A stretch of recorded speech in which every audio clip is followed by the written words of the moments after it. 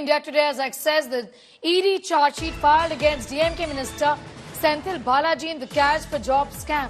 Senthil Balaji played a pivotal and central role exploiting his official capacity as the then Transport Minister for personal gains through corrupt and illegal means. He directly acquired illicit proceeds resulting from criminal activities linked to scheduled offences.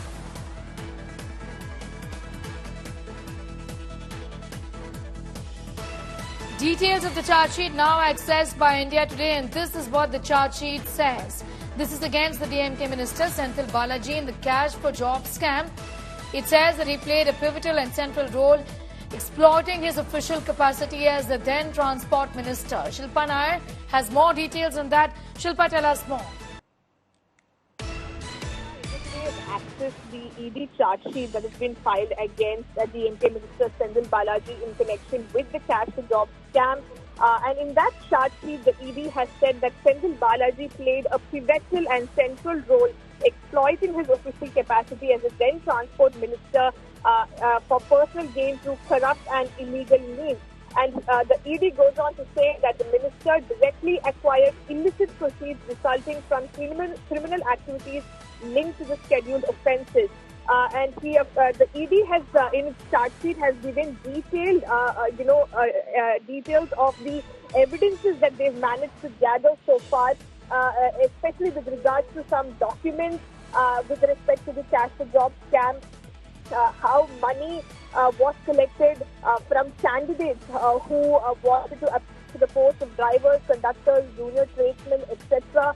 And what is very, very important is that the ED has given a graph showing the bank statement of Senthil Balaji, his wife, his brother, and the brother's wife. And all these bank accounts showed a huge spike in the income during the time of the scam. And though Senthil Balaji was confronted with these facts, with these bank account statements, there was no answer that came in from Senthil Balaji. He only said that his only source of income was the salary he received as the MLA and minister and some money that he derived through agricultural income. Now, ED says this does not explain the huge spike in cash in the bank accounts witnessed during these times. And ED says these cash deposits are also huge compared to their incomes disclosed in ITRs, which is the income tax returns. Therefore, these are nothing but part of proceeds of crime which is brought into the financial system for the purpose of money laundering.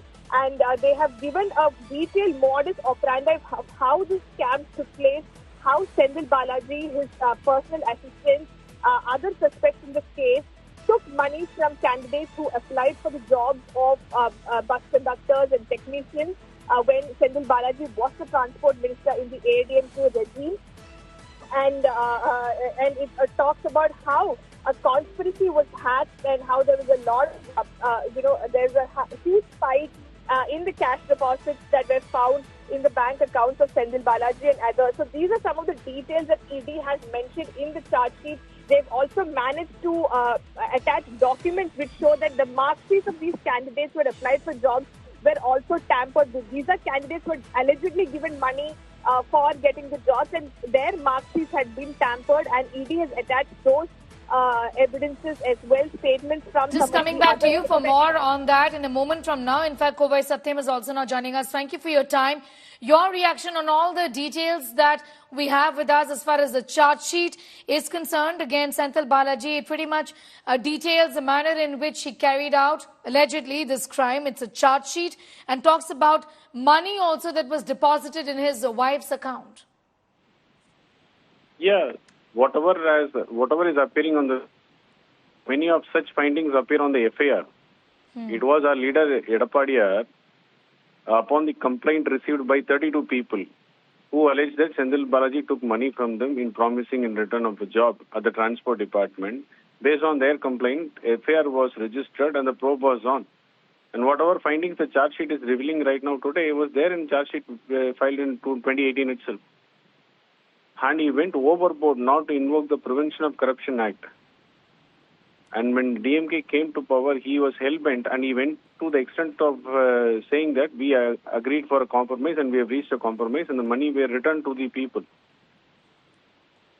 And 2021, when PC Act was invoked, 2 inspectors didn't work on that.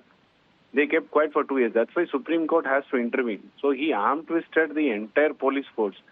He arm-twisted the entire investigating agencies. He arm-twisted the people who filed complaint against them to his favor. That's why we say he is a habitual scamster. He misused his power as a minister to his favor.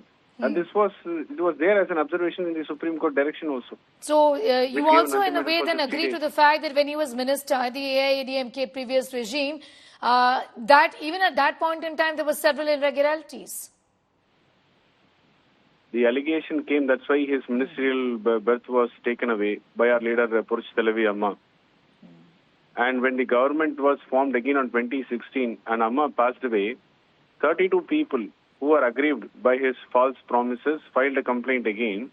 It is our AIADMK leader and the Chief Minister, Edapadi K. Palaniswamy, initiated the probe.